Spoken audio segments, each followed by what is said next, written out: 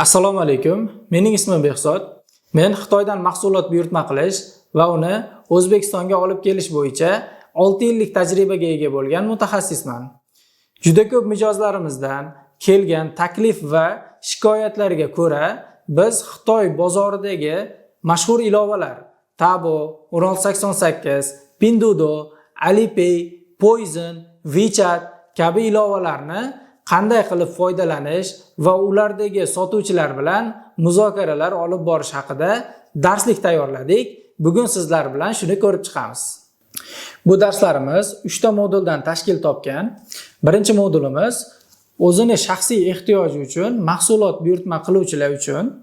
Ikkinchi modulimiz esa Xitoydan ulgurji mahsulotlar sotib olib, uni O'zbekistonga olib kelib, Uzumda yoki Instagramda yoki Telegramda bo'lsin, har xil platformalarda sotib savdo qiluvchilar uchun. Uchinchi modulimiz esa Xitoydan faqatgina brend mahsulotlarni sotib olib, uni O'zbekistonga olib kelib, xoh o'zini shaxsiy ehtiyoji uchun, xoh savdo uchun ishlatuvchilar uchun. Endi bir savol tug'iladi. Ikkinchi modul bilan uchinchi modulning farqi nimada? Ikkinchi modulimizda siz Xitoydagi optim bozorlarni o'rganasiz. Optim ishlab chiqaruvchilarni va mahsulot yetkazib beruvchilarni topishni o'rganasiz, mahsulotni sotib olasiz, olib kelasiz. Bunda brend degan narsa yo'q. Ya'ni siz istalgan turdagi mahsulotni olishingiz mumkin. Uchinchi modulda esa aynan brend mahsulotlar. Oyoq kiyim bo'ladimi, kepka bo'ladimi yoki futbolka bo'ladimi, aynan brend mahsulotlarni o'rganasiz. Uchinchi modulimizda shu brend mahsulotlar bilan ishlaydigan modulimizda sizga WeChat ilovasi o'rgatiladi va WeChatdagi o'sha topishingiz mumkin bo'lgan Xitoydagi 10 mingdan ortiq yetkazib beruvchi, brend mahsulotlarini yetkazib beruvchilarni kontaktlari beriladi sizga. Va Poizon ilovasi o'rgatiladi. Poizon ilovasida ham faqat brend mahsulotlar. Va Pinduoduo ilovasi o'rgatiladi. Bu Pinduoduo ilovasidan qanday qilib brend mahsulotlarni topishni va ishlab chiqaruvchi yo magazin bilan gaplashib, ana shu mahsulotni sotib olishni o'rgatiladi. Ikkinchi, uchinchi modulning farqi shunda. Siz birinchi modulni o'rganib, o'zingiz shaxsiy ehtiyojingiz uchun mahsulot olib kelib, uni sifati yaxshi, narxi arzon tushdi. Endi shu narsani agar 10 ta olib kelsam yoki 100 ta olib kelsam qanaqa bo'ladi? Birinchi modulni fundamentida ikkinchi va uchinchi modul orqali o'zingizni shaxsiy onlayn biznesingizga ham asos solsangiz bo'ladi shu orqali. Juda ko'pchilik bizdan o'rganadi. WeChat yoki 1688 ilovalarini va mana shu ilovalar orqali o'zlarini shaxsiy bizneslarini rivojlantirishadi. Misol uchun Toshkentda va viloyatlarda juda ko'p savdogarlar bor. Bularga biz o'zimiz Xitoydan ulgurji ko'p hajmda mahsulotlarni olishni o'rgatganmiz va ularni magazinlarni ko'p mahsulotlar bilan to'ldirib berganmiz. Ya'ni o'zimizda topishingiz qiyin bo'lgan mahsulotlarni birinchilardan bo'lib, yangi chiqqan mahsulotlarni Xitoydan olib, birinchilardan olib kelib sotishingiz imkoniyatingiz bo'ladi. Nafaqat offlayn do'koningizda, balki kichik hajmdagi o'zingizni onlayn do'koningizga ham asos solsangiz bo'ladi. Bizda shunaqa mijozlarimiz bor. Boshida yangi ish boshlaganimizda o'zlari uchun mahsulot buyurtma qilib yurishardi. Hozirgi kunda katta hajmda yuklarni buyurtma qilishadi va o'zlarini internet magazinlari orqali olib kelishadi. Eng asosiysi bu onlayn biznesda Xitoy bilan ishlashda siz o'zingizni pulingizga mahsulot olib kelmaslik imkoniyatingiz bor. Ya'ni sizdan katta pul talab qilinmasligi mumkin. Siz yaxshilab mahsulot buyurtma qilishni o'rgandingiz, ishlab chiqaruvchi bilan gaplashishni o'rgandingiz, mahsulotni olib kelishga yaxshi kargo kompaniyasi bilan gaplashdingiz. Endi ana shu mahsulotni siz bilgan ilmlarni bilmagan odamga o'zingiz bilmingiz orqali servisingizni sotishingiz mumkin.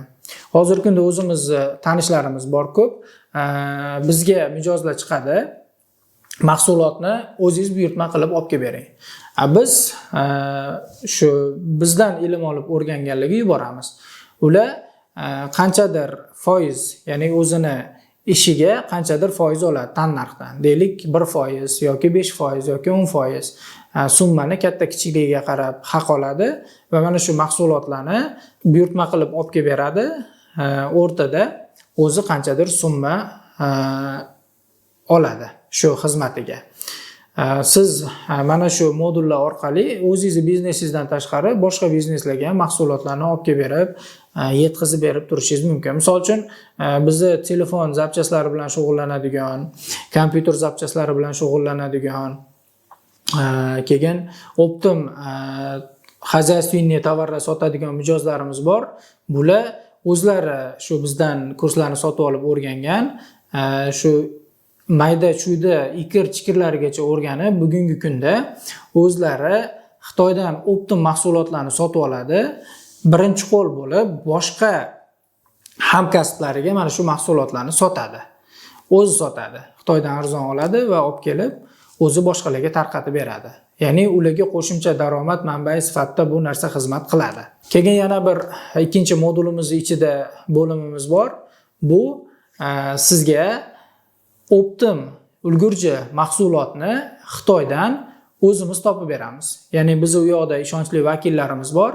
Ular siz o'rningizga aytgan joyga borib, mahsulotingizni ko'rib, qadoqlab, tayyorlab, upakovka qilib yuboradi. Yaqinda bir mijozimizga shu kunlarda bo'ldi, 10 mingta qishki pechka buyurtma qilib berdik. Xudo xolasa yaqinda keladi. Yana bir mijozimizga Samarqandga kolyaska, yig'ma kolyaska buyurtma qildik. Bular ham keladi.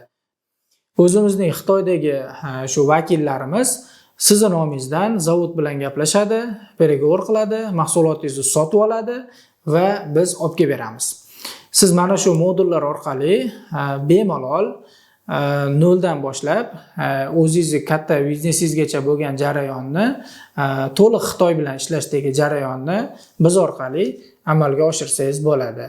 Va qo'shimchasiga, agarda siz sotib olgan mahsulotingizni SMM orqali, Target orqali, platformalarda, ya'ni ilovalar orqali sotmoqchi bo'lsangiz, biz tomonimizdan qo'llab-quvvatlash xizmatimiz ham mavjud. Sizlar bilan bugun ko'rib chiqadigan birinchi ilovamiz Tabo ilovasi hisoblanadi.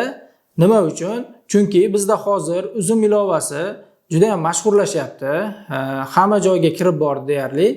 Tabo ham Xitoydagi xuddi shunaqa hamma joyga kirib borgan ilovalardan biri. Tabo ilovasini o'rnatishimiz uchun o'zimizga bitta O'zbekiston telefon nomeri kerak bo'ladi. U boshqa davlatniki bo'lsa ham bo'ladi. Faqat SMS kelish kerak va o'zimizga shaxsiy akkaunt yaratib olishimiz kerak bo'ladi.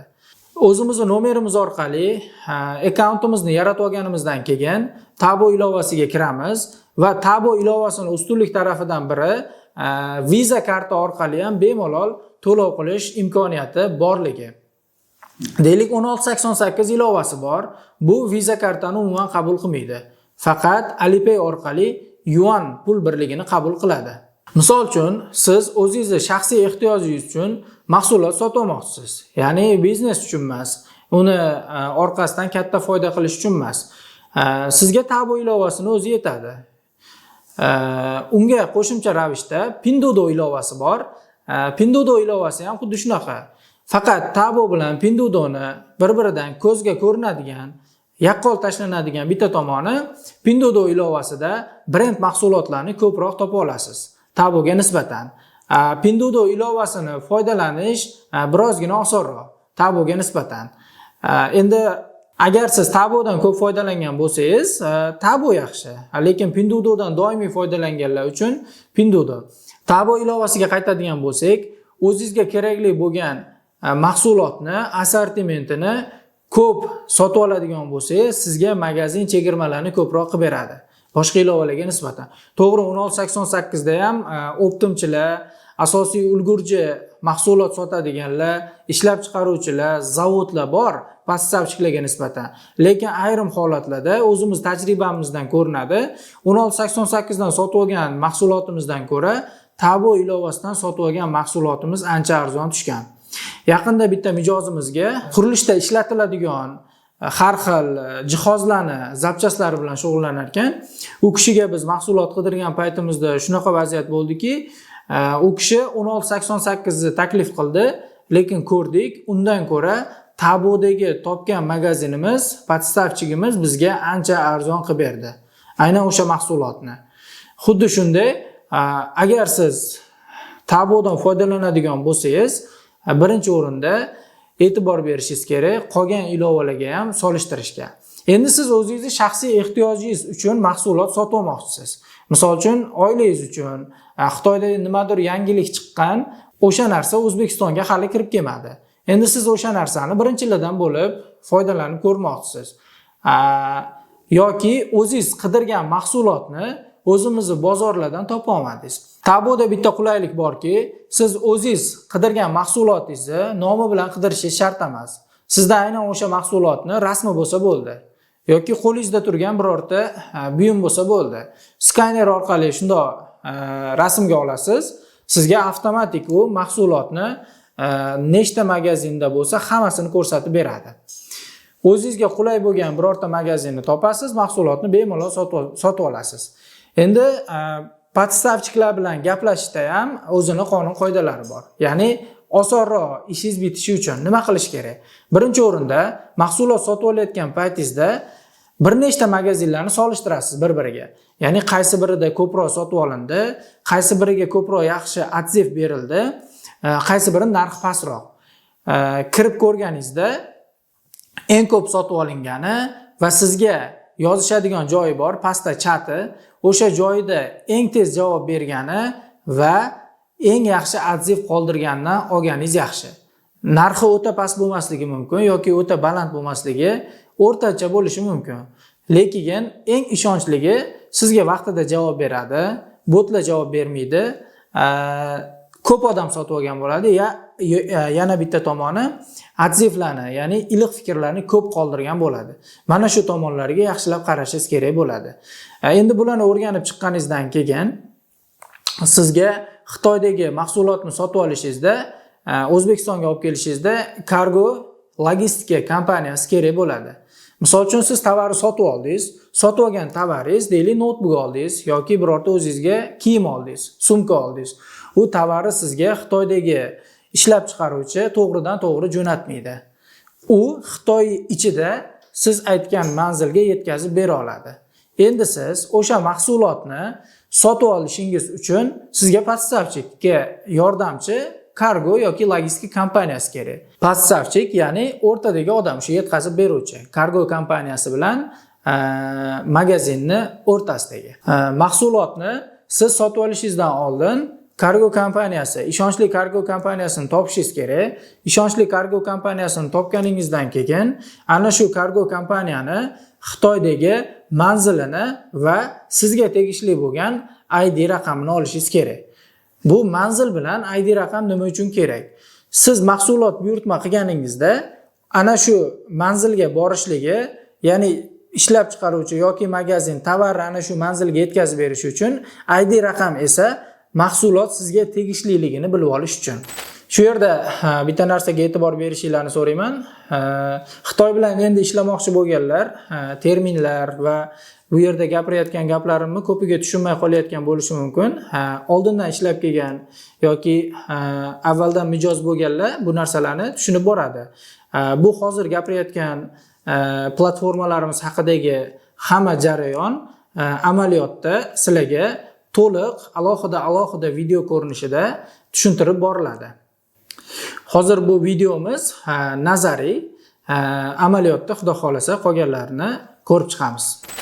Endi siz ishonchli kargo kompaniyasidan ID oldingiz, manzil oldingiz, uni o'zingiz registratsiya qilgan akkauntingizga kiritdingiz va shu yerda sizga kerak bo'ladi to'lov usuli. U xoh Alipay, Pinduoduo bo'lsin, xoh Tabo bo'lsin. To'lov usulini o'z ixtiyoringizga ko'ra tanlaysiz.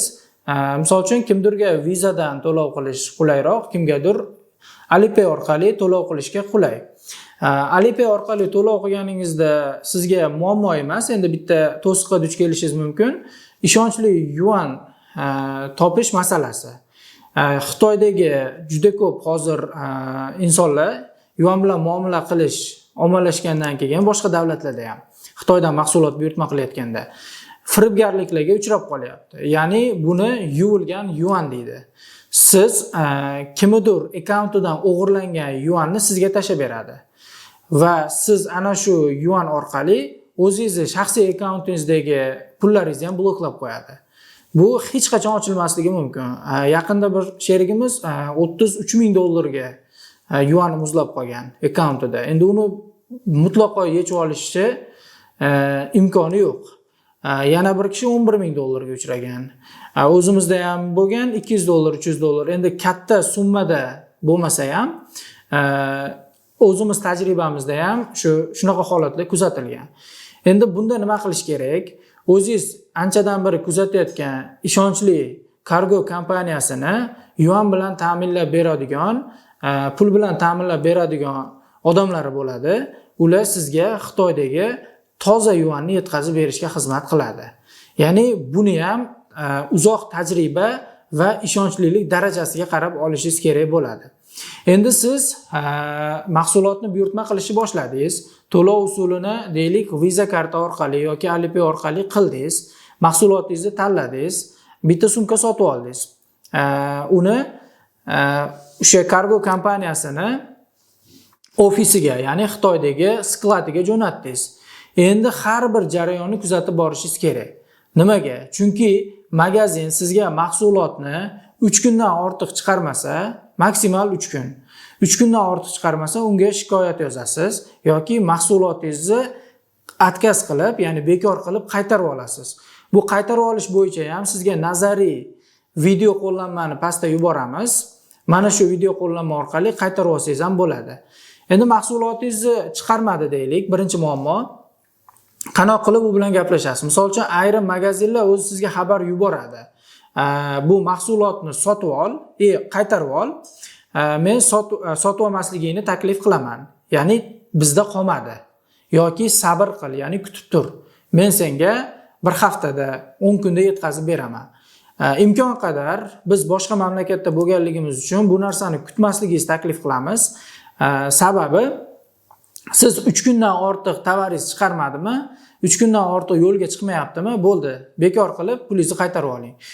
Yukingiz chiqdi-yu, yo'lga chiqib ketdi-yu, lekin qaydadir muzlab qolib ketdi. Yana tezlik bilan magazinga qayta yozishingizni iltimos qilamiz.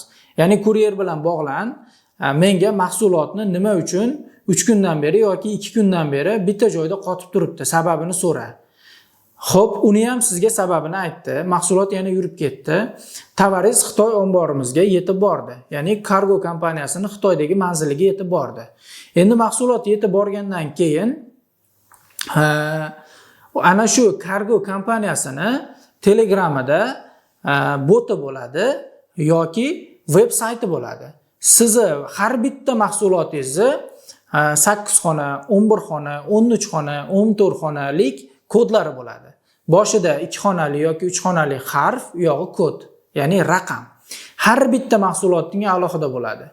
10 mingta mahsulot bo'lsa, 10 mingta mahsulotniki 10 ming xil bo'ladi. Bir xil bo'lmaydi, ikkita bir xil bo'lib qolmaydi. Agarda siz bitta magazindan ikkita tovar sotib olgan bo'lsangiz, bir xil bo'lishi mumkin.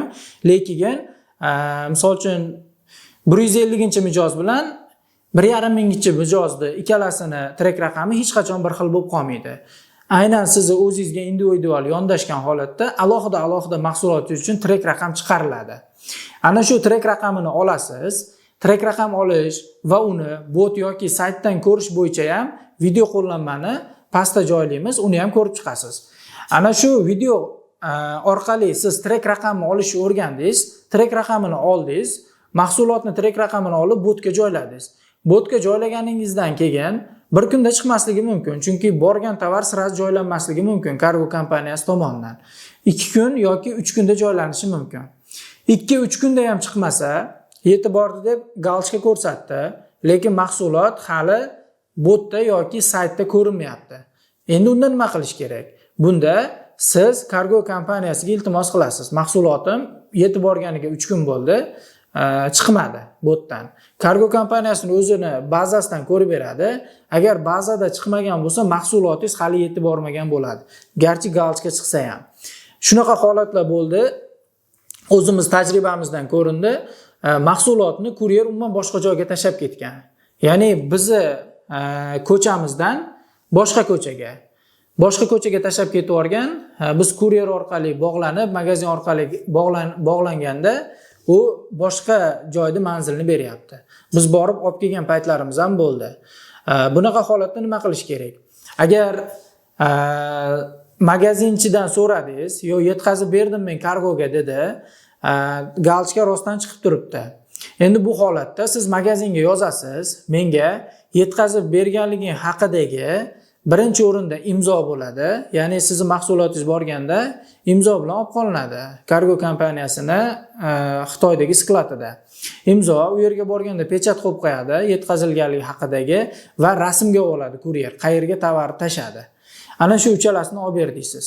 Shu uchalasini sizga sotuvchi kuryerdan olib bergandan keyin buni kargo kompaniyasini adminlarga yuborasiz. Adminlar shundan keyin ko'radiki, u rostdan o'zini skladiga tegishli yoki tegishli emasligini. Bu ham sizni o'sha ishingizni puxta bajarganingizni bitta belgisi hisoblanadi. Endi tovaringiz yetib bordi, bazadan ko'rsatdi. Deylik, hozir yaqinda 85-reysni qabul qildik biz o'zimiz, endi 86 ni olyapmiz. Har haftalik reyslar taqvimini tashab boramiz. Sizni tovaringiz 85 ga ulgurmadi, 86-avia reys bilan qabul qilindi. Shu kuni yetkazib beriladi deb sizga xabar keladi. Ana shu bot yoki saytda. Endi tovaringiz O'zbekistonga kelishini ana shu yuborilgan taqvim orqali ko'rsangiz bo'ladi. Ya'ni 86-reys deylik 28-avgust kuni kelar ekan. Demak 28-avgustga bir hafta bor hali. Xuddi o'shanday avia taqvimni ham o'sha bot orqali avtomatik sizga ko'rsatiladi. Endi tovaringiz Xitoyda qabul qilinib O'zbekistonga chiqarib yuborildi. O'zbekistonga kelgandan keyin tovaringizni kargo kompaniyalari har bitta tovaringizni ID'siga qarab, mahsulotingizni ajratib sizga alohida hisob yuborib beradi. Endi shu yerda yana bitta e'tibor berishimiz kerak bo'lgan joyi bor. Siz mahsulotingizni sotib olishdan oldin avia yoki avto yo'nalishga o'zgartirishingiz mumkin. Sizga deylik avia kompaniyadagi yukingiz avia yo'nalish orqali kelishi qimmat tushyapti. Siz avto yo'nalishda olib kelishni xohlaysiz. Endi avto yo'nalishda olib kelishni xohlagan paytingiz siz alohida avto orqali manzil olishingiz kerak. Bunda mahsulotingiz aviaga to'g'ri kelsa ham avtoda keladi. Endi siz ayrim mahsulotlarni aviaga urgansiz, u avtoga o'tib ketib qoldi. Buni ham sababi bor. Buni birinchi sababi sizning mahsulotingiz tarkibida batareyka bo'lishi, suyuqlik bo'lishi, magnit bo'lishi, seriya bo'lishi yoki gabarit bo'lishi. Ya'ni vesiga nisbatan kilosini ancha yengillik, vesiga nisbatan gabaritini ancha kattaligi. Agar mana shu holatlar kuzatilsa, sizning mahsulotingiz o'zi avtomatik ravishda avto yo'nalishga o'tib ketadi. Deylik siz 4 ta mahsulot buyurtma qildingiz. Uni ikkitasining tarkibida batareya, bittasining tarkibida batareyka bor, bittasining tarkibida magnit bor. Bittasi deylik sumka, yopishadigan, bittasi farzandingiz uchun birorta mashina, o'yinchoq, uni tarkibida batareyka bor. Endi o'sha ikkita mahsulotingiz avtoga avtomatik o'tadi. Siz zakaz qilgan deylik futbolkangiz yoki oyoq kiyimingiz bu avtomatik o'zi aviada keladi. Endi siz xohlaysiz, shu futbolkam ham, krossovkam ham arzonroq tarifda avtoda kelsin furada. Mayli avia kargo 7 kun, 8 kun, 10 kungacha kelyapti. Avto 15 kundan 22 kungacha. Mayli 15-22 kunda kelsin, lekin menga arzonroq kelsin. O'shanda siz yana kargo kompaniyalarini avto yo'nalishi bor yoki yo'qligini so'raysizda, ana shu avto yo'nalish orqali manzil va ID olasiz va mahsulotlaringiz hammasini ana shu avto yo'nalish orqali chiqartirasiz. Ayrim kargo kompaniyalarda avto yo'nalish uchun ochilgan ombor alohida bo'ladi. Ayrim kompaniyalarda qaysidir bir signal so'z bo'ladi, ya'ni oldiga qo'yadi, belgilab qo'yish uchun. Ayrimlarda yana umuman boshqa ID raqam berishi mumkin. Shu narsalarga e'tibor berishingiz kerak bo'ladi. Bu hozir Tabo ilovasidan mahsulot buyurtma qilish va uni olib kelishdagi jarayonlar va muammolar haqida gaplashdik. Endi yana ko'p kuzatiladigan muammolardan biri mahsulotni umuman boshqa bo'lib kelishi. deylik siz o'zingiz uchun ko'ylak zakaz qildingiz. Ko'ylak zakaz qildingiz, lekin sizga do'kon egasi umuman boshqa narsa berib yubordi. Futbolka berib yubordi yoki oddiy paypoq berib yuborgan holatlari bo'lyapti. Oyoq kiyim zakaz qilyapti, paypoq berib yuboryapti. Bunda nima qilish kerak? Birinchi o'rinda to'g'ri Xitoy ilovalari xitoycha. Siz buni hammasini tushunmasligingiz mumkin, lekin uni screenshot qilib yoki Tab Translate Screen degan ilova bor. Undan foydalanish bo'yicha ham darslik pastga yuklaymiz. Ana shu ilova orqali siz sotib olayotgan magaziningizni va ilovangizni bemalol o'zingiz ona tilingizga tarjima qilsangiz bo'ladi. Ingliz tili yoki rus tiliga tarjima qilsangiz osonroq, o'zbek tiliga biroz chalkashroq chiqarib beradi. Lekin bemalol tushunib, undan foydalansangiz bo'ladi. Ana shu ilova orqali nima sotib olyapsiz? Birinchi o'rinda magazinga kirib ko'ring. Deylik tashqarida turibdi, aynan o'sha oyoq kiyim, siz xohlagan oyoq kiyim, boshqa magazinda 40 yuan, siz ko'rgan joyda 2 yuan turibdi. To'xta 2 yuan ekan bu magazinda deb kirib ko'rsangiz, qaraganingizda jadval turadi. Ularni ham hammasini ko'rsatamiz. Jadval turadi va mana shu jadvalda mahsulotlarni kategoriyasi turadi. Mana shu kategoriyada mahsulotlarni har xil turi va oxirida bitta dona o'sha paypog'i ko'rsatib qo'ygan bo'ladi. Aynan ana shu paypoqning narxini tashqariga qo'yadi. Bu ham marketing strategiya deyiladi. Xitoylarning o'ziga xos. Bitta magazinning ichiga ko'p qimmat mahsulotlarni qo'yib turib, bitta arzonni qo'yib turib, o'sha arzonini narxini tashqarisiga qo'yib sizni magazinga olib kirib olish maqsad.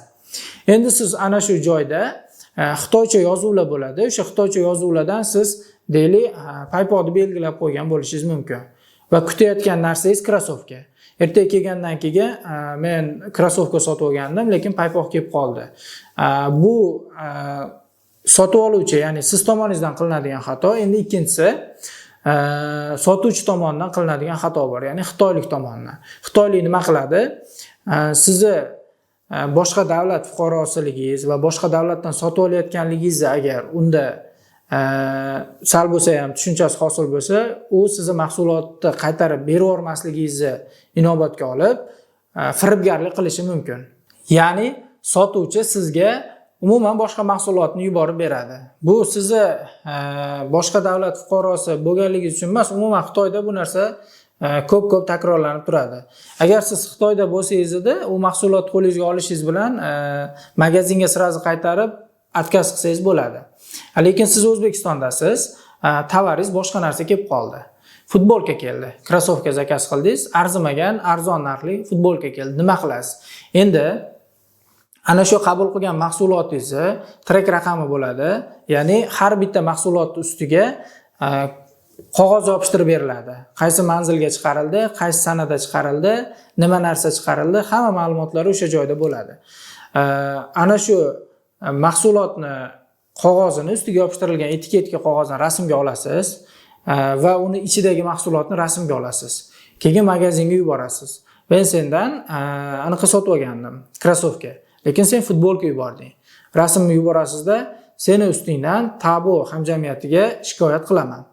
Agarda mahsulotni menga o'zini holatida chiqarib bermasang shikoyat qilaman deb unga ozgina negativ atsev yozaman deb unga ogohlantirish bersangiz agar, u sizga jiddiy qaraydida mahsulotni qayta chiqarib beradi. Yoki ana shu mahsulotingizni pulini 100% o'ziga qaytib tushirib beradi. Bu ham tajribamizda ko'p sinalgan va amaliyotda o'zini oqlagan uslub. Endi bularni ham hammasini Xudo xolasa sizlar bilan amaliyotda hammasini ko'rib chiqamiz. O'zimiz ko'rib chiqqanlarimizni ko'rsatib beramiz va sizni vaziyatingizda shu holat bo'lsa, uni ham ko'rib chiqamiz. Endi yana nima holat bo'lishi mumkin? Shunday holatlardan biri sinib qolishi mahsulotingizni. Kecha yaqinda bitta mijozimizni mahsulotlarini Xitoydan buyurtma qildik. Kosmetik apparat, uni ustidagi plastmassa qismi, yelimdan quyilgan plastmassa qismi sinib kelgan. Unga ziyon yetgan. Biz ana shu singan holatdagi rasmini oldik, ishlab chiqaruvchiga yubordik. Ishlab chiqaruvchi bizga yangi ana shu qismini o'zini yangi holatda yuborib berdi. Agarda buni mutaxassis bo'lmagan, tajribasidan o'tkazmagan odam bo'lsa, o'sha sini holatda keldi deydi, ishlatadi. vaholanki u narsani yoki boshqa magazindan qayta zakaz qiladi. Boshqa buyurtma qilgan taqdiringizda ham u pulga beradi. Lekin ishlab chiqaruvchini o'zini aybi bilan upakovkasini yaxshi bo'lmaganligi uchun singanligi sababli sotuvchini o'zi aybdor bo'ladi bunda. Endi sotuvchi aybdor bo'lgandan keyin u o'zini aybini mana shu yo'l orqali yuvadi. To'g'ri, sizga kargo puli biroz qo'shimcha bo'lishi mumkin, lekin pulingizga 100% kuymaysiz. Bunda ham qanchadir pul tejab qolinadi. Bularni ham hammasini sir-sinoatlarni sizlarga ko'rsatib beramiz.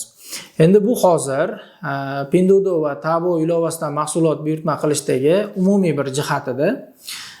Bularni hammasini tushuntirib o'tdim. Endi alohida yondoshishimiz kerak bo'lgan 1688 ilovasi haqida gaplashamiz. 1688 ilovasi qanaqa ilova o'zi?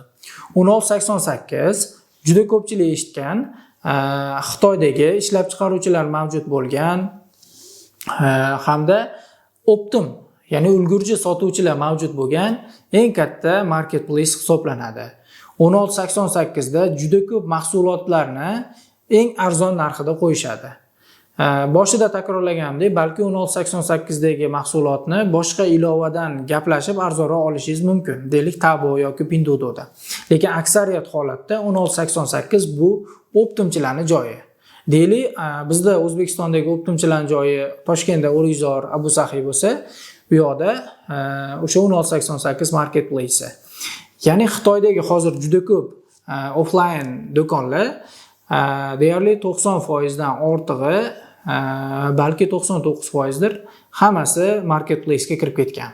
Ya'ni o'zini mahsulotini marketplace orqali sotadi. Xuddi shunday 1688 ga ham katta-katta zavodlar, korporatsiyalar kirib borgan. Siz o'zingizga kerakli bo'lgan mahsulotingizni minimalniy narxda u yerdan ko'rishingiz mumkin. 1688 yaxshi tomoni yana shundan iboratki, unda mahsulotni deylik bittadan 50 tagacha olsangiz nech pul qilib beradi? 50 tadan 100 tagacha olsangiz qancha qilib beradi? 100 tadan 10 mingta, 5 mingta bu yoqqa ketaveradi. Sizni oladigan mahsulotingizni soniga qarab narxlar tushib boraveradi. Bu ham yaxshi bir uslub. Deylik, ko'pchilik bilmaydi, 1688 ni o'zidagi narxni ham tushirsa bo'ladi. Ya'ni bu bo'yicha ham biz darslik tayyorlaganmiz. Uni ham sizlarga xudo xolasa yuboramiz. 1688 dan men o'zim juda ko'p mahsulot buyurtma qilaman va har doim e'tiborli bo'linglar. Mahsulot buyurtma qilishdan avval albatta sotuvchi bilan gaplashinglar. Sotuvchi bilan gaplashib, mahsulotni to'liq mahsulot haqida informatsiyasi va rasmi, o'zini original rasmi, turgan holatdagi rasmi va videosini ham olinglar. Ya'ni xo'p, men 10 kunda tayyorlab beraman dedi yoki bir haftada. Siz 30% dan ortiq pul tushirib bermang. 30% ni tushirib bering, tayyorlab ber. Mahsulot tayyor bo'lgandan keyin qolgan 70% tushiraman, mahsulotni manzilimga chiqarib berasan. Imkon qadar Xitoy ichidaman deb gaplashinglar. Ya'ni kargo kompaniya orqali olib keltiraman emas, men o'zim Xitoydaman. Xitoyga olib keltirib ber. Shunda sizga nisbatan xitoylik sal jiddiyroq yondashadi. O'rtadagi поставщик orqali olib kelingan mahsulotga nisbatan siz o'zingiz Xitoyda bo'lib sotib olayotganingiz bir muncha balandroq hisoblanadi. Shuning uchun mahsulotning original videolarini oling. Hamma narsaga ishonchingiz komil bo'lgandan keyin, aynan siz o'ylagan mahsulot ekanligiga ishonchingiz komil bo'lgandan keyin to'liq aplatani qilib, mahsulotingizni bemalol kargo yoki logistika kompaniyasini skladiga chiqartirsangiz bo'ladi. 1688 ni yana bitta yaxshi tomoni bor. Bu zavodlar bilan to'g'ridan-to'g'ri aloqaga chiqish imkoniyati. Ya'ni siz sotib olmoqchi bo'lgan mahsulotingizga to'g'ridan-to'g'ri zavodga aloqaga chiqib buyurtma bersangiz ham bo'ladi. Endi keyingi ilovamiz, alohida yondashamiz bunga ham, bu WeChat ilovasi. WeChat ilovasi Xitoyda ham Telegram, biz O'zbekistondagi, ham WhatsApp, ham Instagram vazifasini bajaradigan bir mukammal ilovalardan biri hisoblanadi.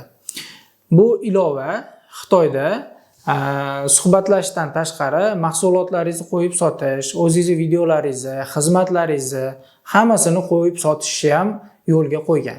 Ya'ni siz o'zingiz xohlagan ishlab chiqaradigan mahsulotingizni WeChat ga joylab, o'shani o'zidan sotsangiz ham bo'ladi. Chunki buni o'zini ichida ham to'lov tizimlari ham bor. Xuddi Alipay kabi bunda ham bemalol yuan orqali to'lov tizimi orqali, yuan to'lov tizimi orqali bemalol to'lovlarni amalga oshirib ishlatsangiz bo'ladi. WeChat ilovasini juda ko'pchilik biladi. Brend mahsulotlar sotib olish bilan aynan WeChat ilovasi juda mashhur. Sababi hamma Guangzhoudagi, asosan Guangzhouda brend mahsulotlar sotish magazinlari, joylari, Guangzhoudagi deyarli hamma yetkazib beruvchi, ya'ni sotuvchilarni WeChat ilovalari bor.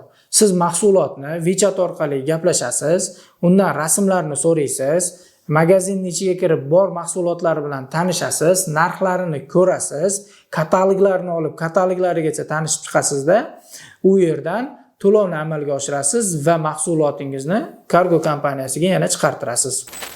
Yangi bizni kuzatayotgan odamlarda savol tug'ilishi mumkin. WeChat ilovasida gaplashish qanaqa bo'ladi o'zi degan. WeChat ilovasida asosan Xitoy tilida, inglizcha yoki ruscha gaplashsangiz bo'ladi. Deyarli o'zbekcha hali biz gaplashmaganmiz. O'zbek tilida ularning ham tarjimasi to'g'ri chiqmasligi mumkin. Xuddi shuning uchun WeChat ilovasida gaplashayotgan paytingizda Google Translate dan foydalanasiz yoki Tab Translate dan foydalanasiz. Keyin bu WeChat ilovasini o'rnatish, unda ishlab chiqaruvchini kontakti bilan qanaqa bog'lanish, qanday qilib WeChat dan mahsulot qidirish va sotib olish bo'yicha hamma qo'llanmani tayyorlaganmiz. Uni ham sizlarga pastda yuboramiz, bemalol foydalansanglar bo'ladi. Mahsulotni sotib olishdan oldin boshqa programmalardan, Tabodan bo'lsin, 1688 dan bo'lsin, Pinduoduodan bo'lsin, sotib olishdan oldin ularni WeChat kontaktini olib qo'ysanglar ham zarar qilmaydi. Ya'ni o'zini chatiga kirib gaplashganingiz ham bir anaqa foyda. Uni WeChatini olib turib, WeChat orqali uni qabul qilib, keyin WeChatda gaplashganingiz yana bir ustunlik, yana bir foyda. Ertaga deylik siz o'sha magazinni o'zini yo'qotib qo'ydingiz, lekin sizda uni WeChat kontakti bor. Sizga o'sha mahsulot qayta kerak bo'ldi, siz WeChat kontakti orqali bemalol mahsulotni qayta buyurtma qilsangiz bo'ladi. Yana bir narsa, WeChat o'rnatish juda ko'pchilikda blokka tushib qolyapti, qayta uringanligi sababli yoki SMS kelmayapti. Yoki WeChatdagi o'sha QR kod bo'ladi. Ana shuni tasdiqlab berish kerak bo'ladi. Bu tasdiqlab beradigan boshqa WeChat egasi, siz yangi ochayotgan bo'lsangiz, bu WeChat egasi 6 oydan ortiq WeChatini ishlatgan, 6 oy davomida biror marta ham blokka tushmagan va 1 oy davomida sizdan boshqa odamni WeChatini skanerlab bermagan bo'lishi kerak. Bu do'stlik anaqasi yordami deyiladi. Ya'ni sizni WeChatingizni skaner qilib, tasdiqlab o'tkazib beradi. Bularni ham hammasiga biz o'zimiz yordam beramiz. Agarda siz WeChat o'rnatib, WeChatdan foydalanadigan bo'lsangiz, juda ham afzallik tomonlari ko'p. Juda ko'p magazinlar, juda ko'p yangiliklar, xuddi siz misol uchun TikTokda video ko'rganingiz kabi, TikTokdan video ko'rib nimadir yangilik olib yoki ko'ngilochar nimadir ko'rganingiz kabi, WeChatga ham qisqa endi asosan ko'ngilochar narsadan ko'ra o'zini savdoga oid bo'lgan, sotuv bilan ishlatiladigan va ana shu qaysidir mahsulotni qanaqadir ustunligi yoki ishlatish uslubi, shularni qisqa ko'rinishda WeChat ilovasiga xitoyliklar doimiy joylab boradi. Nafaqat hozirgi kunda xitoyliklar foydalanyapti WeChatdan, balki boshqa davlatlarda ham foydalanyapti. Biz O'zbekistonda ham juda ko'pchilik WeChatdan foydalanyapti, ya'ni Xitoy bilan savdo qilishni osonroq qilish uchun. WeChat ilovasi bugungi kungacha 1 milliarddan ortiq odam foydalangan eng ommabop ilovalardan biri hisoblanadi. Siz WeChat orqali xitoylikka bemalol telefon qilib, video orqali o'zingiz sotib olayotgan mahsulotingizni asl ko'rinishi, uni qanaqaligi, hammasini bemalol ko'rib olsangiz bo'ladi. WeChat ilovasi haqida gaplashdik, endi Alipay ilovasi haqida gaplashamiz. Alipay ilovasi Xitoydagi eng ommalashgan to'lov tizimi hisoblanadi. Alipaydan siz O'zbekistonda turib ham bemalol to'lovlarni amalga oshirsangiz bo'ladi. Va Xitoyga borganingizda ham sizga bu narsa yordam beradi. Alipaydan foydalanishda birinchi o'rinda siz o'sha o'zingizni telefon nomeringiz orqali registratsiya qilasiz yoki avval siz Tabo ilovasini ochgan bo'lsangiz, Alipay'ni registratsiya qilayotganda Tabo orqali registratsiya qilib olsangiz bo'ladi. Yana bitta narsani boshida aytmabman. Taboni ochgan paytingiz, agar siz Taboga kod kelmasa, Taboni ochayotgan paytingizda birinchi Alipay'ni ochib olib, Alipay'ga kod kelishi juda oson. Ya'ni siz nomeringizni kiritganingizdan keyin kod kelish kerak 6 xonali, shu kelishi juda oson Alipay'ga. Birinchi Alipay'ni ochib olib, Alipay'ni tasdiqlatib ro'yxatdan o'tkazgandan keyin Taboni ochib turib, Taboni Alipay orqali ulab olsangiz bo'ladi. Endi Taboni ochdingiz, nomer kod keldi, uladingiz, Alipay'da Tabo orqali ochdingiz. Endi 1688 ni ham Tabo orqali ochib olishingiz kerak yoki Alipay orqali. O'shanda sizni Alipay ilovangiz ham 1688 ga ham Taboga integratsiya bo'lib ulanadi. Ya'ni siz to'lov qilayotganingizda bular alohida bo'lib qolmaydi. Agar siz hammasini alohida ochadigan bo'lsangiz, bir-biriga integratsiya bo'lmagan hisoblanadi-da, to'lov qilayotganingizda Alipay orqali qila olmaysiz. Yo Taboni o'chirib tashlab boshqatdan Alipayga ulab ochishingiz kerak yoki Alipayni o'chirib tashlab Taboga qayta ulashingiz kerak bo'ladi. Xuddi shunday siz Taboni ochgansiz, yuqoridagi darslarda siz bilan ko'rib chiqdik. Endi Alipayni ochdingiz. Alipay kodi kelib tasdiqladi. Endi siz buni o'zingizning shaxsiy ma'lumotlaringizni kiritib, o'zingizga shaxsiy akkaunt yaratishingiz kerak bunda ham. Shaxsiy akkauntni yaratish uchun Alipay shu o'ng tomondagi smaylikcha orqali kirib tepadan o'zingizning ismingiz, familiyangiz, keyin pasportlaringizni, jinslaringizni yozib to'ldirib chiqasiz. Pasportingizni skanerdan o'tkazasiz va yuzingizni Face ID'ingizni ham o'tkazasiz. Face ID'dan tasdiqlagandan keyin sizga shaxsiy akkaunt ochildi hisob. Endi uni QR kodi bo'ladi. Ana shu QR kodi orqali siz boshqa Alipaydan o'zingiz Alipayingizga pul o'tkazishingiz kerak. Agarda sizga xuddi shu holatda boshqa odamdan mabodo pul tushmasa, avval unga do'stlik yuborib, tasdiqlashib, bir-biringlarni ya'ni begona emas, do'st sifatida qabul qilishingiz kerak va shunda doimiy uni ichida ham o'sha chat ko'rinishida yozishingiz bo'ladi va Alipayda ham bemalol boshqalar bilan yozishib, rasm, boshqa har xil nimalar yuborsangiz bo'ladi bunda ham. Lekin Alipaydan kiyim-kechak, har xil narsalar sotib olmaysiz. Faqat bundan temir yo'lga, poyezdga, samolyotlarga, har xil taksilarga, boshqalarga buyurtmalar berishingiz mumkin, lekin marketplacelar kabi mahsulot sotib ola olmaysiz. Keyin yana bir narsani aytib o'tay. Alipay ochayotgan paytingizda qog'ozli pasport bo'lishi kerak, ya'ni yangi chiqqan ID emas, zagran pasport yoki yashil pasport bo'lishi kerak bo'ladi.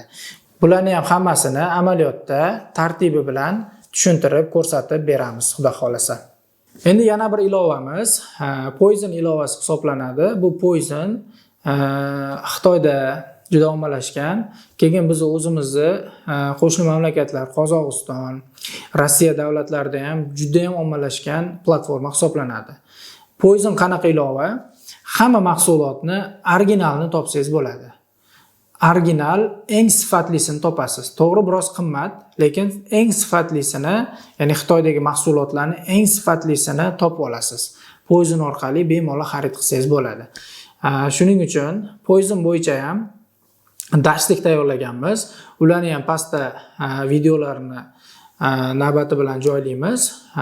Poison asosan brend mahsulotlar sotib olish uchun Poison, WeChat va Tabo, Pinduoduo ilovasi hisoblanadi. Mana shu uchala platforma orqali siz mahsulotlaringizni sotib olib, ya'ni brend mahsulotlaringizni sotib olib, sifatli buyumlardan foydalanishingiz mumkin. Shu bilan nazariy darslarimiz yakuniga yetdi. Yuqorida sanagan barcha ilovalarni nazariy qismlarini sanadik. Endi amaliy qismini pastda videolar orqali sizlarga tushuntirib boramiz. Keyingi darslarda ko'rishguncha